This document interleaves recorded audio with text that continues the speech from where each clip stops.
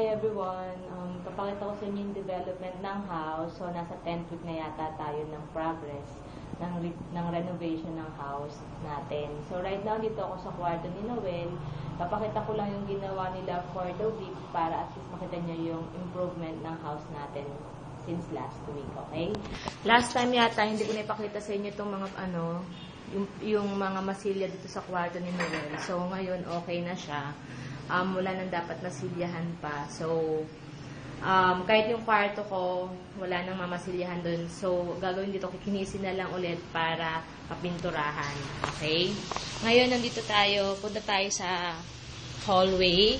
So, as you can see, yung hallway ng, natin dati, last week wala pa to eh. Wala pa itong mga palitada na ngayon ito.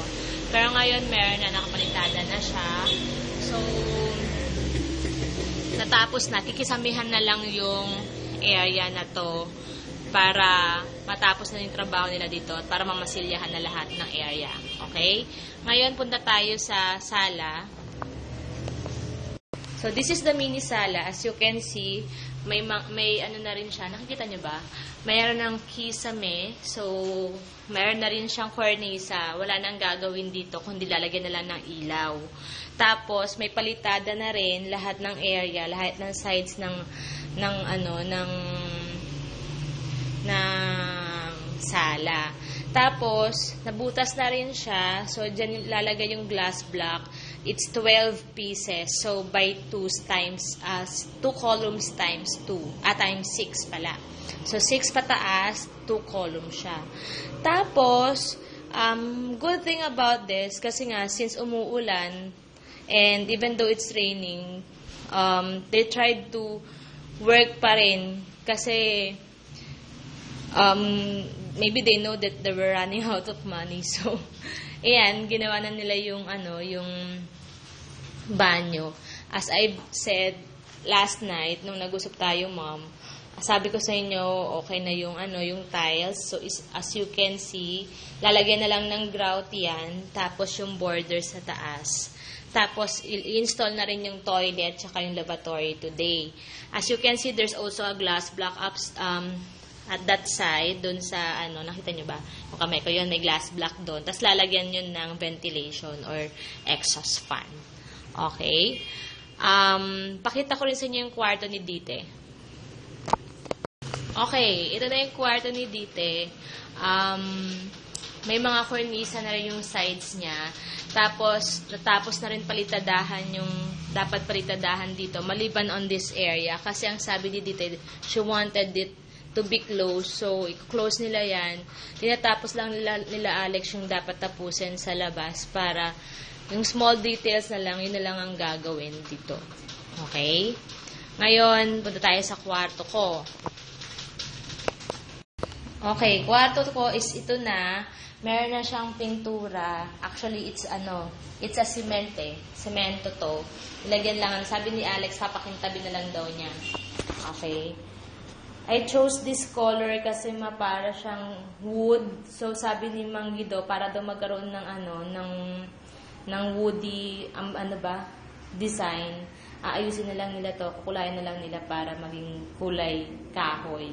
Tapos ito yung cabinet. So, since our room is small, so, para maging proportion din sa size ng kwarto, ito yung size ng cabinet natin. So, maliit lang din para magkasya, dapat ipagkasya sa loob. Okay?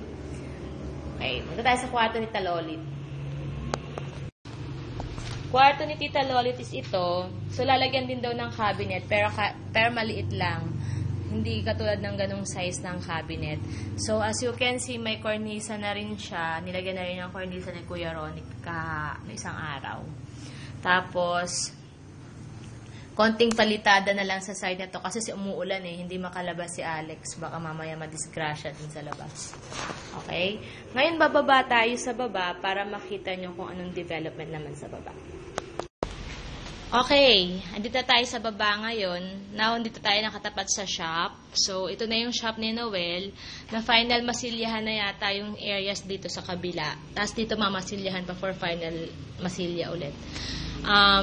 Pikinisin nila yan para hindi makita yung mga dating crack nung dito sa side na to kasi may crack siya eh. Sabi ni Mang Guido, lalagyan na lang yata ng hardener para pumantay doon sa bagong dingding. Tapos, ayan, may mga masilya na rin yun sa taas. May ilaw na rin. So, anytime pwede nang magtrabaho si Noel dito. Okay. Itong side na to nga pala, ma'am, meron siyang leak. So, sabi ni Mang Guido, pag sumikat daw ang araw, papalitadahan daw ng bago to. Sa labas nga lang kasi kailangan natin lagyan pa ng Sahara yung sa kabilang side ng sa firewall kasi since hindi na nga nila ginawa ng improvement tong wall na to dahil firewall nga, yun na lang daw ang gagawin nila para hindi mag-leak dito sa loob. Okay?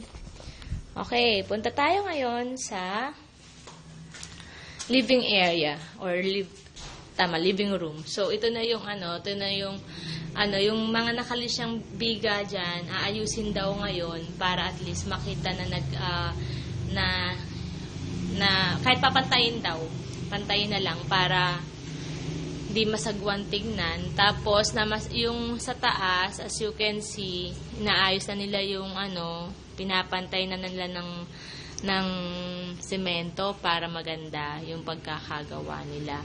Tapos may mga ilaw na rin. So ngayon okay naman na yung yung lightnings dito. So as you can see, may ilaw na See? Tapos ayan na yung minasilyahan na ni James yung mga cabinets. So pagkatapos daw nito ready na for painting yung mga cabinets. Okay? So far naman okay naman yung gawa nila dahil kahit umuulan pumapasok pa rin. Bumahala na at lahat pumapasok pa rin sila dahil they know that we really need to finish this house. Okay, punta tayo sa dirty kitchen. Okay, ito na yung dirty kitchen. Kita nyo naman, maayos na siya. May masilya na rin. And at the same time, sabi ni Mang Guido, ayusin na rin to para makalipat na si Ate Ena. Kasi umuulan doon sa labas. So, nahihirapan din si Ate Ena magluto. So, may water naman na eh. So, wala nang dapat pang ayusin pa. Maliban dito sa pagmamasilya ng mga cabinets. Yun na lang ang gagawin. Okay? Tapos, yung labahan, ayan na yung labahan. So, ilalagay na lang din ng washing machine dyan. Mamasilyahan ng konti para maayos naman. Tsaka pipinturahan na rin yung area na yan para pantay din dito sa bagong bahay. Tapos yung sa flooring, wala pa rin yung delivery from HN. We've called yesterday and sabi nila itatawag daw ng boss nila ulit for follow-ups kasi tagal-tagal na nga naman. They promised us 1 week lang. Pero ngayon magto 2 weeks na siya sa Wednesday. So we're really hoping na ma-deliver nila ngayon yun. Okay? Yun na muna sa ngayon. Nakita nyo naman yung development ng banyo. Tapos, yung sa taas din, maayos naman siya. So, sana kung may mga suggestions pa kayo or gusto nyo pang na details, sabihin nyo lang sa amin hanggat ginagawa yung bahay or hanggat may pera pa. Pero hopefully sana makahiram nga ng pera kay Tita Dinya para mapatapos na yung windows kasi yun na lang din ang pinaka-inaantay namin at ni Noel para makapagsimula sa shop. Okay, mag-ingat na lang kayo dyan and baka umuwi kami ng Bataan. So hopefully masatisfied kayo sa nakita nyo sa bahay natin. Okay, ingat kayo, bye-bye.